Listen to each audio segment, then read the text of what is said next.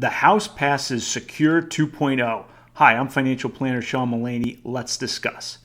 So we have to step back, and we don't have to worry so much about the individual provisions here. We just have to think about what's going on here, right? And we think about our tax code.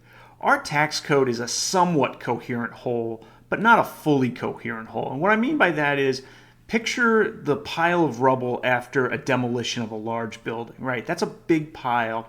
It's somewhat coherent, right? The pile stacks on top of itself, right? It's somewhat coherent, but not really, especially when compared to a nice, shiny new building, right? That's mostly coherent. It might have a few glitches, right? Maybe the plumbing doesn't work in one bathroom, but that's a coherent whole. Well, our tax code is sort of like that pile. Yes, it has some coherence, but mostly it's just a stack of rules upon rules. Secure Act 2.0 comes along and says, okay, here's what we're going to do. We're going to take some things off that pile, right? Some of those things, we don't like those. But what we're also going to do is we're going to add a whole bunch more stuff to that pile. So it's coherent, but doesn't really move the needle too much in terms of the complexity and the nature of our tax laws.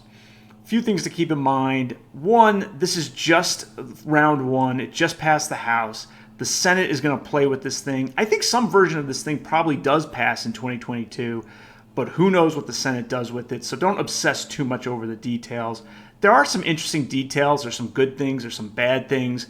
Overall, I don't think this is really good in the sense that it's just adding more and more rules and more confusion. I'll give you one example of more confusion, right? So think about employer matches to 401ks and the like. All right, fine. Those are great. They actually do help taxpayers save and earn, get to retirement. And today, those are all traditional deductible contributions. No choice, no electivity. The new law that the House passed, and it's just passed the House, not law today, could become law, says, all right, employees are going to have to elect whether to treat that as a traditional deductible contribution or a Roth contribution. How does that make the world better? That makes the world more complicated. Now, 22-year-olds starting their first job, they don't know much about 401ks, which are complicated enough, are going to have one more decision, one more pain point, one more confusion point. That makes very little sense to my mind. Another thing that's in the bill that is somewhat good is delaying required minimum distributions. Now, unfortunately, this would take a phased approach. So today, RMDs, required minimum distributions, need to start at age 72. This would take in a phased-in approach where for 1 year it would be age 73, then it would be age 74, and then ultimately age 75. That's generally good news. I don't like this idea of we're going to have 4 different RMD numbers for 4 different years. That makes very little sense to me. If they're going to make a change, they should just make a one-time change. But all right, some marginal good news. What I've done is I've put in the description some resources around this bill.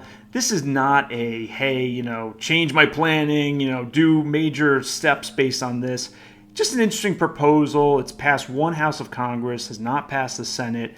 I think some version of this probably does pass this year.